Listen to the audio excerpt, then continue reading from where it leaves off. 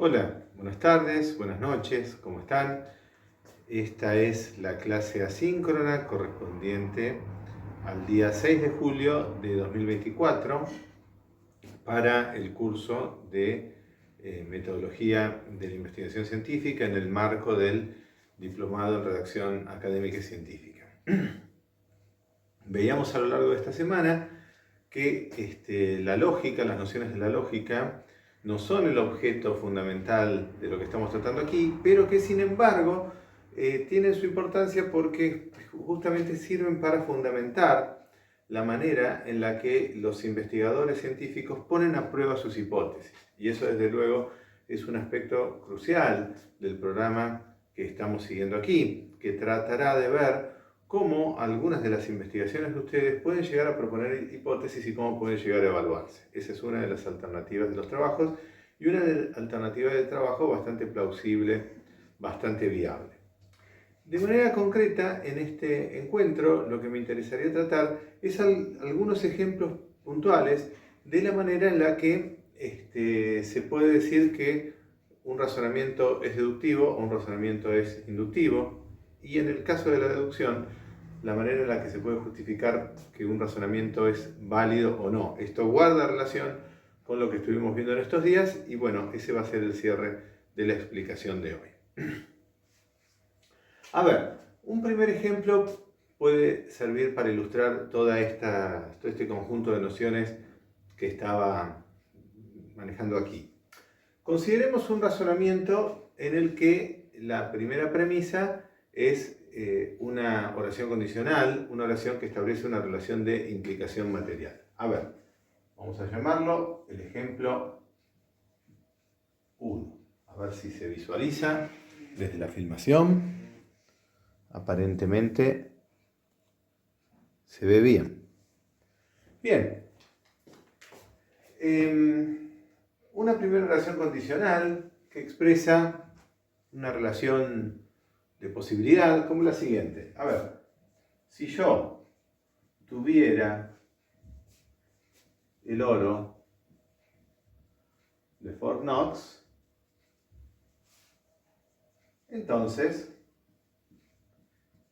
sería muy rico. Bueno, esto parece atendible, razonable, si bien nadie es dueño del oro de Fort Knox. El oro de Fort Knox es, según se dice, el depósito que está en la Reserva Federal de los Estados Unidos. Bueno, ningún individuo es dueño de esa reserva, será el pueblo norteamericano, en fin. Lo cierto es que ninguna persona es dueña de ese oro. Ahora, cualquiera que tuviera ese oro, que tenga ese oro, va a ser muy rico, desde luego, imagínense ustedes.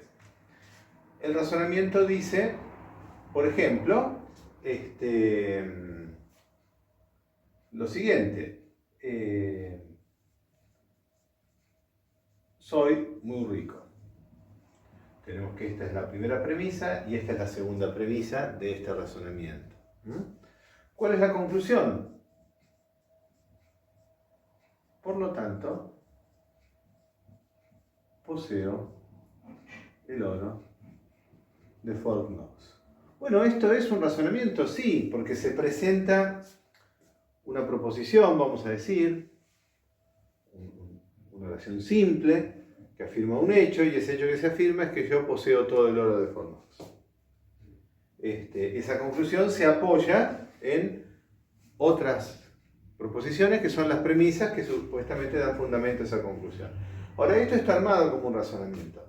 Tal vez ustedes ya puedan advertir que se trata de un razonamiento deductivo porque es un razonamiento en el que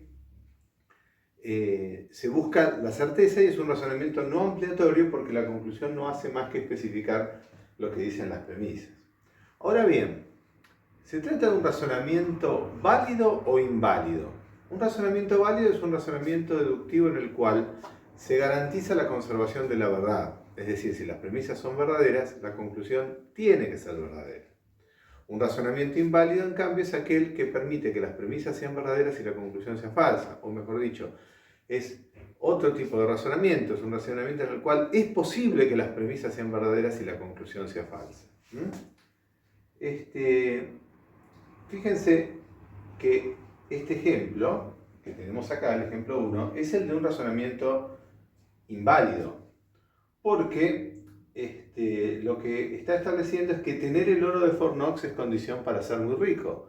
Pero no es la inversa, que ser muy rico es condición para tener el oro de Fort Knox. Sino, toda persona rica poseería el oro de Fort Knox. Acá pueden sustituir ustedes el pronombre yo, que se refiere en este caso a mí, a José o a la persona que esté hablando, por otra persona. Imaginemos una persona muy rica, qué sé yo,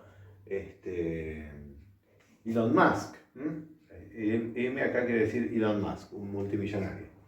Si Elon Musk tuviera todo el oro de Fort Knox, entonces Elon Musk, él, sería muy rico, ¿verdad? Este ya sería el ejemplo 2, el que tiene a Elon Musk. Pero tiene la misma estructura del ejemplo 1. En lugar de soy, dice que Elon Musk es muy rico. Naturalmente cambiamos la persona. Y la conclusión es que en 3, Elon Musk, es decir, en 3 me refiero a la proposición, a la conclusión del razonamiento, es que Elon Musk posee todo el oro de Fort Knox. Evidentemente este es un razonamiento inválido, porque las premisas son verdaderas y la conclusión es falsa. ¿Está bien?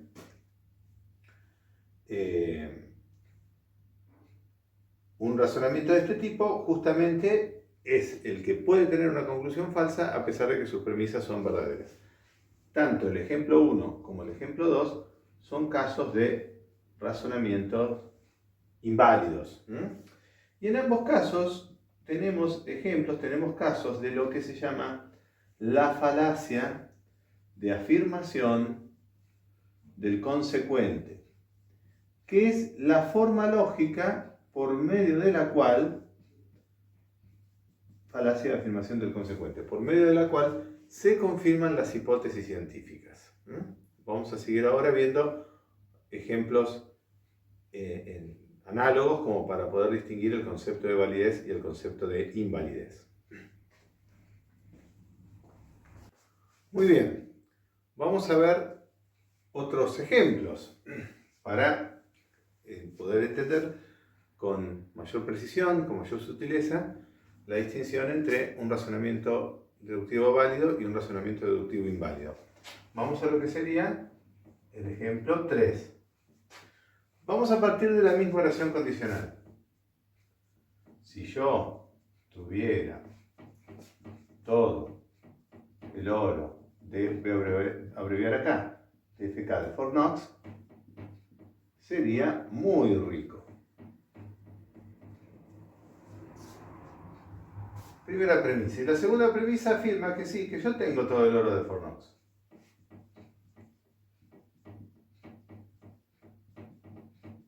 ¿Cuál es la conclusión? Bueno, si es verdadero que si yo tuviera todo el oro de Fort Knox, entonces sería muy rico, la implicación material la consideramos verdadera, si se da esto, entonces se da lo otro. Tener el oro de Fort Knox es condición suficiente para ser rico. Y es verdadero que tengo todo el oro de Fort Knox, la conclusión es, por lo tanto, que soy muy rico.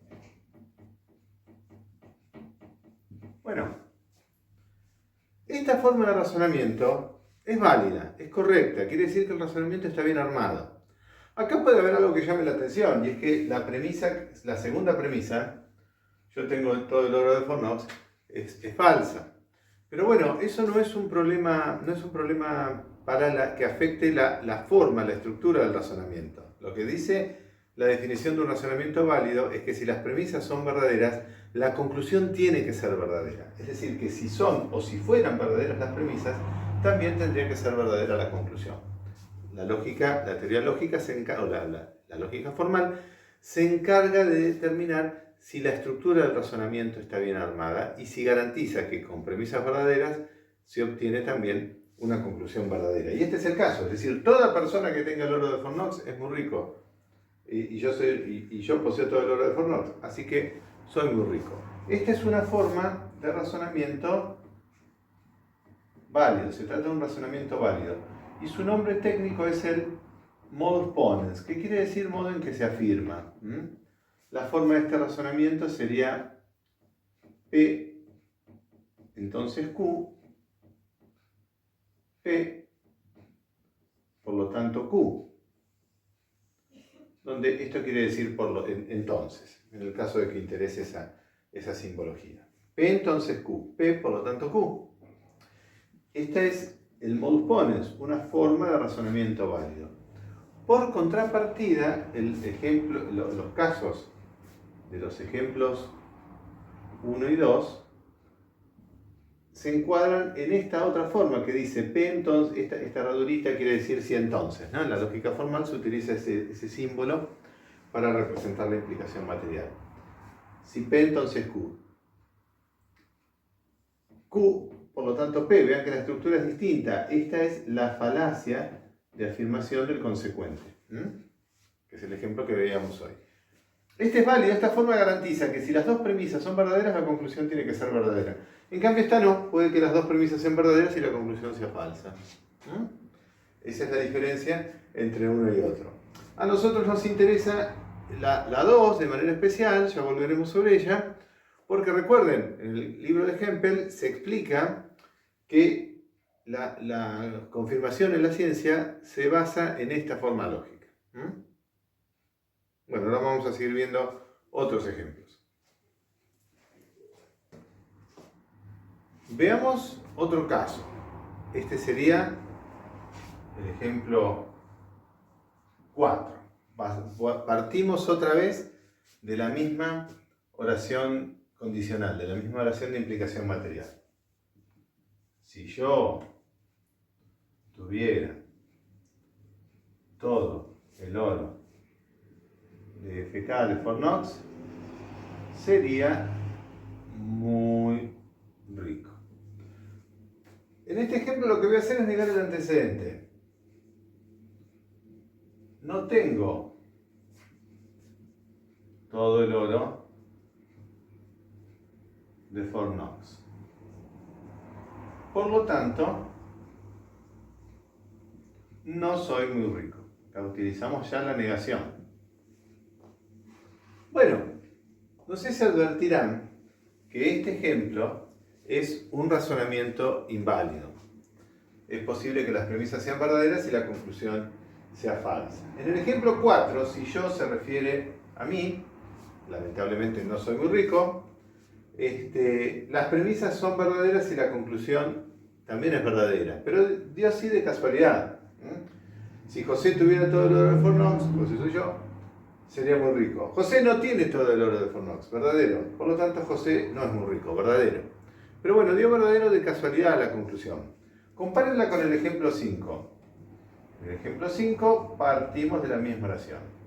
Pero en lugar de decir yo, es decir, en lugar de referirnos a José o a cualquier individuo que no sea rico, otra vez usamos a Elon Musk. N, o la persona que ustedes quieran, qué sé yo. Esteban Méndez, y Esteban Méndez es muy rico, no interesa. Elon Musk, supongamos. Si Elon Musk tuviera el oro de Fornox, sería muy rico. Bueno, eso se plantea aquí como una relación de implicación material verdadera, porque tener el oro de Fornox es condición para ser rico para cualquier persona, para José, para Elon Musk, para la reina de Inglaterra, para la vecina de la otra cuadra, para cualquiera. Es decir, quien quiera que tenga todo el oro de Fornox es muy rico. Y ahora, en el ejemplo 5, esta es la primera premisa. Acá le podemos poner un puntito a las premisas y a la conclusión, simplemente para indicar que son proposiciones distintas, premisas y conclusión. Bueno, en el ejemplo 5 tenemos que en lugar de hablar de hacer referencia a yo, es decir, en lugar de usar una oración en primera persona del singular, usamos una oración en tercera y se refiere a un individuo que sabemos que es rico. Elon Musk, M. Si Elon Musk tuviera todo el oro de Fornox, entonces sería muy rico. No hace falta que escriba entonces la relación de implicación material, igual se entiende. Bueno, y negamos. Elon Musk no tiene el oro de Fornox. ¿Está bien?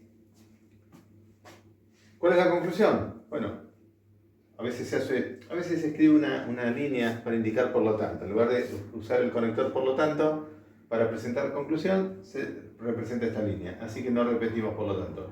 Por lo tanto, Elon Musk no es muy rico. Bueno, el ejemplo 5 permite visualizar, creo yo, con bastante claridad, que la estructura de 4 y la estructura de todo razonamiento que tenga esta forma, siempre que un razonamiento tenga esta estructura, presenta un razonamiento deductivo inválido. ¿Por qué? Porque es posible que las premisas sean verdaderas y la conclusión sea falsa. Es verdadero que si Elon Musk tiene todo el oro de Fort Knox, es muy rico. Y es verdadero que no tiene todo el oro de Fort Knox, porque ningún individuo es dueño de todo eso. Pero es falso que no es muy rico. ¿Por qué? Porque bueno, lo que estamos diciendo acá es que tener el oro de Fort Knox es condición para ser rico. No que no tenerlo implica no ser rico. O sea, tener el oro de Fort Knox es condición para ser rico, pero no es la única condición para ser rico. No es que tener el oro de Fort Knox es lo mismo que ser muy rico. Tener el oro de Fort Knox implica riqueza, pero no a la inversa. No tenerlo no implica la no riqueza. Así que esta estructura este razonamiento es un razonamiento inválido. Su forma es la siguiente: P entonces Q, no P, esto significa no, por lo tanto no Q. O si ustedes prefieren, escribo aquí, P, para no usar los símbolos, ¿no? P entonces Q, no P, por lo tanto no Q. Y esto es lo que se llama falacia de negación del antecedente. Falacia de negación del antecedente. En este contexto, falacia significa razonamiento inválido, un razonamiento mal formado, en el sentido de que no garantiza que si las premisas son verdaderas, la conclusión también lo sea. Este ejemplo entra en relación con el ejemplo 1 y 2. Estos ejemplos entran en relación con los ejemplos 1 y 2, que eran ejemplos de falacia de afirmación del consecuente. Fíjense que su contrapartida, la negación del antecedente, también es un razonamiento inválido. Si no recuerdo mal, la numeración corresponde ahora que hablemos del ejemplo 6. Y vamos a partir otra vez, para ser originales, con la misma oración condicional. Si yo tuviera el oro, me permito abreviar acá, de Fort Knox, sería muy rico. Bien, vamos a negar ahora. Niego la consecuencia, no soy muy rico. Por lo tanto, otra vez usamos esta rayita, la conclusión es, no tengo todo el oro de Fort Knox. Bueno, este razonamiento es válido. Si las premisas son verdaderas, es imposible que la conclusión sea falsa. Porque lo que estoy diciendo es que tener el oro de Fort Knox es condición para ser rico, pero si refuto que soy rico, entonces no puede darse la condición de que tenga todo el oro. Esto es válido para cualquiera, aun cuando se diera esta relación en el ejemplo 7. Miren ustedes, si Elon Musk tiene ese oro, el oro de Fort Knox, entonces es muy rico. Elon Musk no es muy rico. Esto es falso, ¿no? Pero bueno, no afecta la estructura del razonamiento, porque lo que estamos diciendo es que el hecho de no ser rico implica no tener el oro de Fort Knox. Claro, por la manera en la que se plantea la información. La conclusión es que Elon Musk no tiene el oro de Fort Knox. O sea, es interesante ver este caso, el ejemplo 7, porque en el ejemplo 7 tienen una premisa falsa, pero no importa, la estructura del razonamiento sigue siendo correcta, porque la definición de razonamiento válido establece que si las premisas son verdaderas, la conclusión también tiene que serlo. Cuando hay alguna premisa falsa, la conclusión puede ser verdadera o falsa. Lo que tiene la teoría de la deducción es que establece con claridad es que un razonamiento que garantiza que la conclusión sea verdadera toda vez que tiene las premisas verdaderas es un razonamiento válido.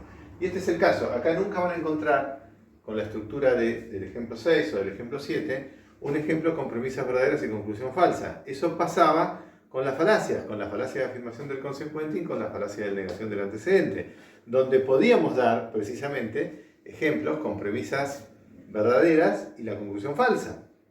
Cosa que no ocurre con el modus ponens y con este ejemplo que se llama, lo hemos llamado así ya en alguna de las clases, modus tollens, que quiere decir modo en el que se niega.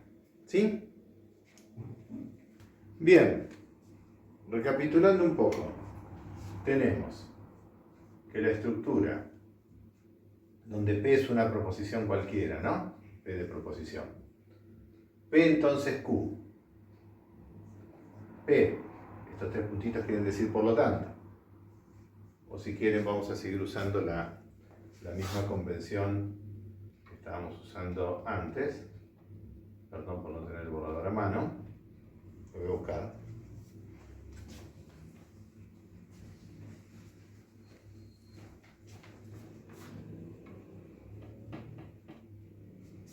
P, entonces Q, P, por lo tanto Q. Esta estructura garantiza que si las premisas son verdaderas, la conclusión también lo es.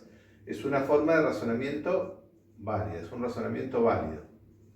Y es lo que se llama modus ponens, modo en el que se afirma. ¿Sí?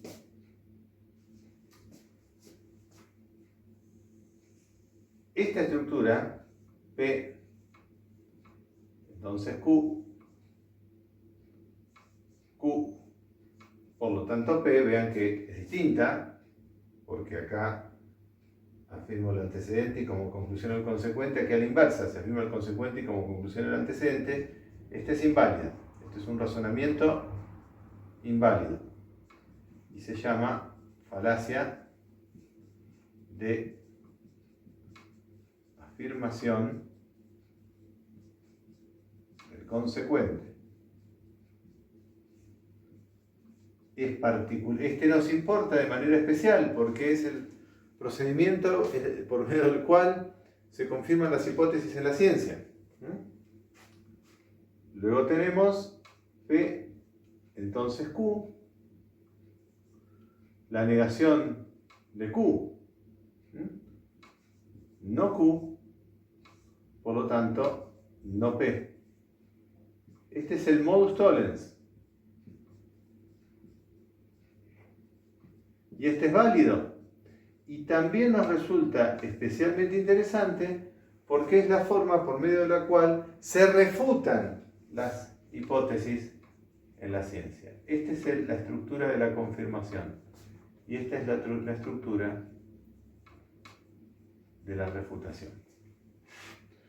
Después había otro ejemplo que vimos que era P, voy a escribir acá, P, entonces Q, no P, por lo tanto no Q, y este es un razonamiento inválido, porque como vimos, puede que las premisas sean verdaderas y la conclusión falsa. Y este se llama falacia de negación del antecedente.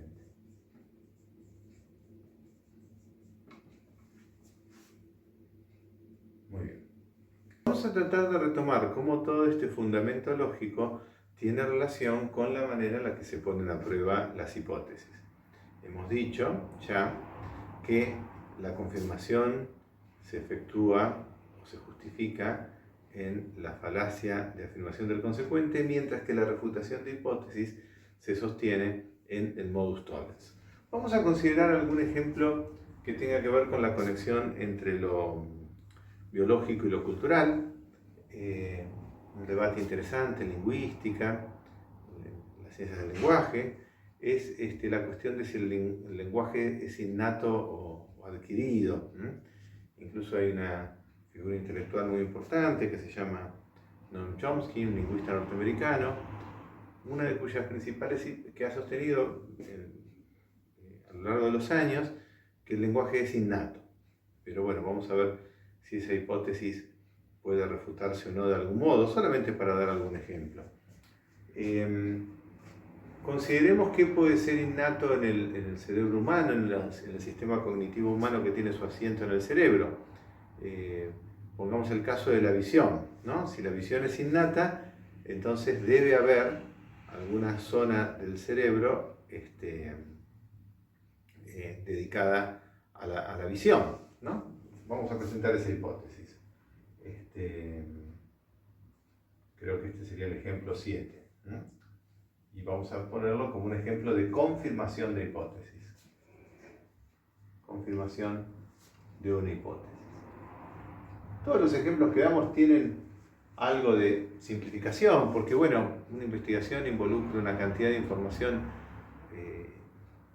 muy vasta, ¿no? muy variada, así que inevitablemente siempre se dan simplificaciones. Pero bueno, eso no es un problema grave, porque la simplificación también evidencia poder de síntesis y capacidad de comprensión. Analizar una investigación en detalle nos llevaría un curso entero, aunque es algo que vamos a hacer luego, analizar algunos ejemplos concretos.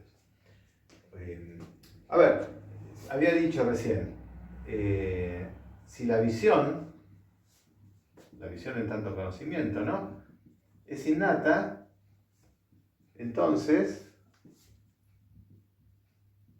tiene que haber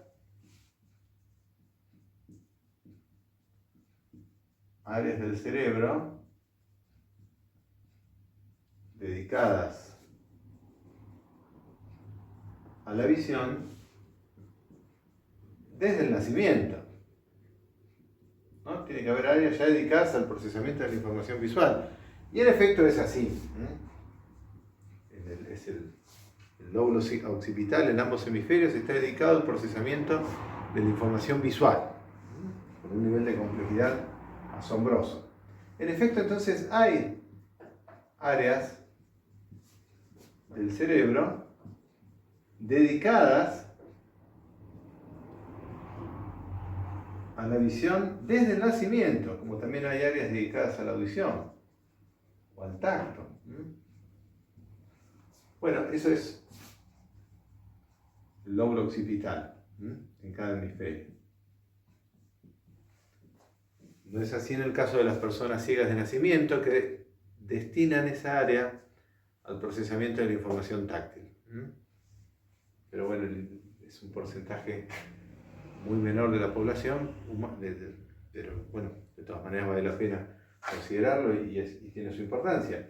Pero en la inmensa mayoría de las personas, la visión, el lóbulo occipital está dedicado al procesamiento de la información visual. Ustedes dirán, bueno, ¿qué pasa? ¿No se refutó la hipótesis con el caso de las personas ciegas de nacimiento?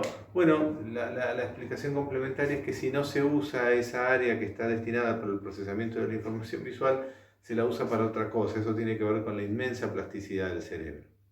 Pero bueno, esto tendría que ver con la confirmación de la hipótesis, ¿no? De que, bueno, la visión es innata.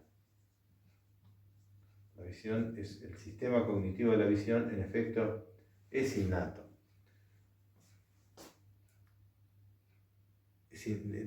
Por supuesto que después la interacción con el entorno y demás se va desarrollando y demás, y usamos la visión para conectar información de diversos dominios cognitivos, con la visión, con los sistemas conceptuales altamente complejos que vamos armando. Pero bueno, este ejemplo trata de mostrar lo que puede ser una confirmación de una hipótesis biológica, neuroanatómica, que guarda relación con lo cultural, porque bueno, en fin, también la visión es un sistema de conocimiento.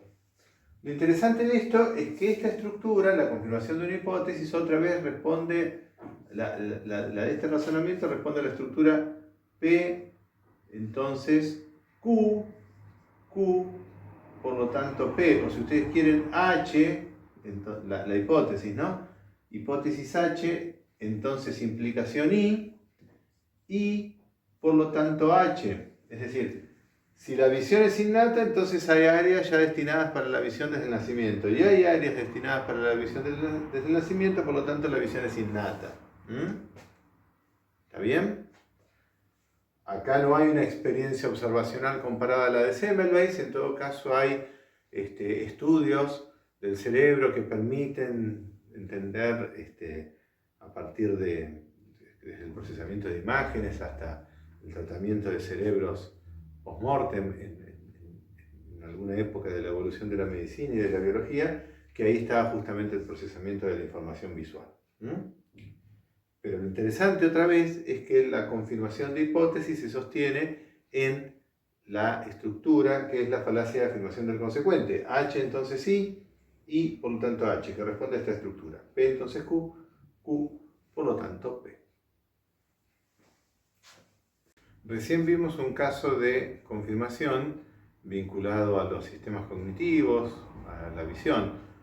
Hablábamos hace un rato del lenguaje y de una hipótesis que ha existido acerca de ver al lenguaje, valga la expresión, de un modo similar al de la visión, sin necesidad de que se haya establecido un vínculo en ese sentido, pero ahora podemos considerar el ejemplo 8, creo que es, que justamente alude a la hipótesis de que el lenguaje es innato. El lenguaje, ese sistema tan complejo que usamos para la comunicación, bueno, ha habido un debate interesante en las ciencias del lenguaje acerca de si es producto de la cultura o producto biológico. En realidad las dos cosas, pero bueno, ha llegado a proponerse que el lenguaje es innato, que los seres humanos lo desarrollamos independientemente de lo que pueda ocurrir en el entorno social.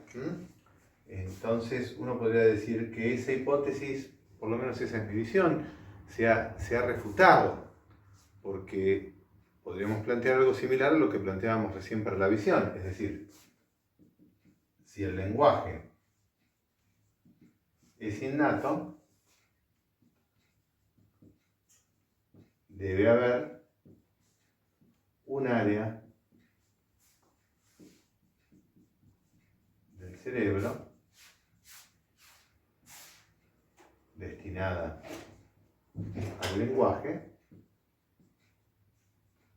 antes del nacimiento. El lenguaje, eso que llamamos lenguaje, el sistema lingüístico está representado en el cerebro. Por ejemplo, se sabe ya desde el siglo XIX, gracias a trabajos de médicos y fisiólogos como Broca o Wernicke, que la producción del habla está, en la mayor parte de los hablantes, en el lóbulo frontal derecho, en el lóbulo frontal izquierdo, en lo que se conoce como el área de Broca, por el médico que hizo esos descubrimientos con el tratamiento de cerebros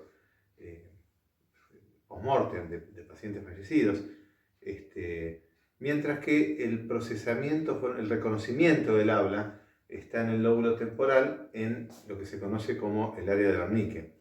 Ahora, lejos está el lenguaje de ser solamente esas dos áreas, porque la representación del vocabulario, la representación de los conceptos, estaría esparcida por diferentes regiones del cerebro, con lo cual no puede decirse que hay un área específica del lenguaje. Es más, la representación de la información lingüística está conectada con otros sistemas cognitivos. Pero bueno, en la ciencia, decíamos, la confirmación y la refutación de hipótesis nunca es una tarea sencilla, pero a modo de ejemplo, esto puede funcionar. Si el lenguaje es innato, ¿no? Es decir, el ser humano lo maneja antes del nacimiento mismo, sin necesidad de que haya una exposición demasiado compleja al entorno, al contexto de la cultura, debe haber un área del cerebro destinada al lenguaje antes del nacimiento, pero no hay tal área. La información lingüística se procesa de diferentes maneras en diversas áreas. Además, la información lingüística se corresponde con diferentes niveles. No puede decirse que hay un área específica del lenguaje, del mismo modo que sí hay un área primaria de la visión, un área primaria de la audición, un área primaria del procesamiento de la información somatosensorial, es decir, lo que tiene que ver con lo táctil fundamentalmente, o un área motora primaria en el lóbulo frontal. No hay un área primaria del lenguaje. Es más, el lenguaje justamente se va aprendiendo e incorporando por medio de la conexión de diferentes áreas. Así que bueno, la idea de que el lenguaje es innato, esa hipótesis estaría refutada, a mi entender, por lo que se sabe del cerebro gracias a la neuroanatomía, la neurofisiología, las neurociencias. No hay tal área, no hay un área del lenguaje destinada al lenguaje antes del nacimiento. Por lo tanto, el lenguaje no es innato. El lenguaje no es innato. ¿Qué tenemos acá? Un ejemplo de refutación. ¿Cuál es la forma de la refutación? Habíamos dicho el modus tollens, la refutación en la ciencia sí se sostiene, sí se basa en una forma de razonamiento válido, no así la confirmación como habíamos visto recién. Bueno, y con esto podemos terminar con esta revisión, con este repaso, con esta profundización, según como quieran verlo, de los razonamientos deductivos y su importancia en la contrastación de hipótesis. Me voy a referir ahora, a continuación, de manera no demasiado extensa, a los razonamientos inductivos, que tienen una naturaleza distinta de los razonamientos deductivos. Los razonamientos que estábamos viendo recién eran razonamientos deductivos, razonamientos en los que se busca certeza. La certeza es ofrecida por los razonamientos deductivos válidos, no por los inválidos. Además, los razonamientos deductivos se caracterizan por el hecho de que no son ampliatorios, es decir, la conclusión no hace más que especificar lo que está sugerido, manifiesto si quieren, en las premisas. Vamos a ver otro tipo de razonamientos, o revisar, que son los razonamientos inductivos. En los razonamientos inductivos no se busca certeza, la clave es la probabilidad, algún tipo de fundamento, una probabilidad de orden lógico, no es una probabilidad matemática. En algún sentido, todos los enunciados de la ciencia, incluso los enunciados de la física clásica, las leyes que tienen un valor universal, se sostienen en razonamientos inductivos. Vamos a ver un ejemplo.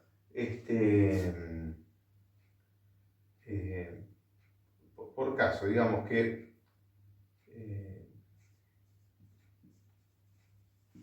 los casos conocidos en los que se calentó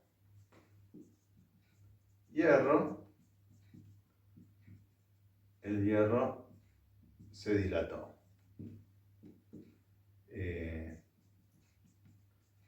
En las experiencias conocidas, cuando se calentó cobre, el cobre se dilató.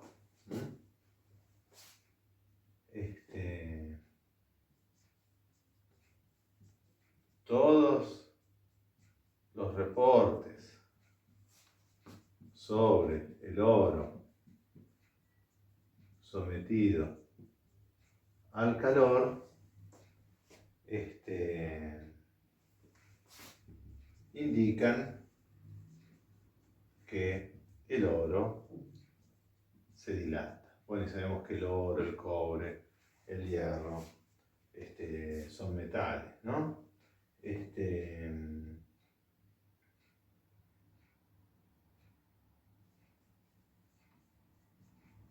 Calenté un tazón de plata y noté que se dilató. Bueno, y así indefinidamente, ¿no? La información sobre el proceso de dilatación de los metales debido a la exposición al calor se sostiene en una cantidad impresionante, imposible de delimitar, de experiencias previas. Por lo tanto, ¿cuál es la conclusión?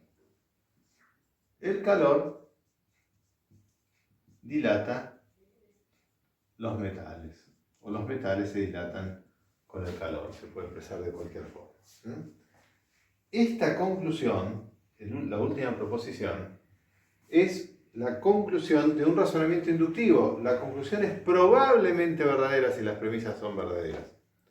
Ustedes dirán, bueno, pero hasta ahora nunca ha pasado que se someta un metal al calor y no se haya dilatado. Perfecto, pero la naturaleza del razonamiento es la misma, es la de un razonamiento de naturaleza probabilística, porque no conocemos todos los casos. Para que haya una ley física como esta, tiene que haber conocimiento del mundo fáctico, del mundo de los metales en este caso. Pero escapa a la posibilidad, a la condición humana, la posibilidad de conocer absolutamente todos los casos. Si nos ponemos metafísicos o espirituales o literarios, podremos decir que, bueno, que en la mente de Dios está ese conocimiento. Pero bueno, dada la condición humana, ese conocimiento es limitado, y si ustedes observan, la generalización de que el calor dilata los metales y la idea de que eso seguirá ocurriendo en el futuro presenta un razonamiento de naturaleza ampliatoria. Es decir, la conclusión dice más que lo que dicen las premisas. Lo que caracteriza a los razonamientos inductivos es que buscan la probabilidad y tienen una naturaleza ampliatoria. La conclusión ofrece más información que la que ofrecen las premisas, lo que no ocurre con los razonamientos deductivos, que son justamente no ampliatorios, no son ampliatorios. Otro rasgo fundamental de los razonamientos inductivos es que son reforzables o cancelables, ¿no? Según como se lo vea. Cada experiencia nueva sobre un metal que se dilata a los efectos del calor refuerza la conclusión. Ahora, se cancelará el día que se someta un metal a los efectos del calor y ese metal no se dilate. Bueno, eso es lo que representa a un razonamiento inductivo, y la inducción, por supuesto, también es muy importante para la justificación del conocimiento científico, para la justificación de enunciados científicos basados en los datos. Acá lo que tenemos no es estrictamente una hipótesis, sino un enunciado científico que se justifica como tal a partir de lo que se conoce en función de la experiencia. Bueno, esa es la característica de los razonamientos inductivos. Bueno, espero que les haya gustado, espero que les haya servido. Les pido que en la medida de lo posible piensen una serie de ejemplos en función de unas pautas que van a encontrar ustedes ahora a continuación de la actividad, como para que las analicemos o las discutamos la semana próxima. Bueno, siempre es un gusto trabajar con ustedes y nos estamos viendo pronto, la semana que viene, con las clases síncronas, es decir, con las clases en línea ya a través de la cámara, a través del encuentro de Meet. Nos vemos. Chau.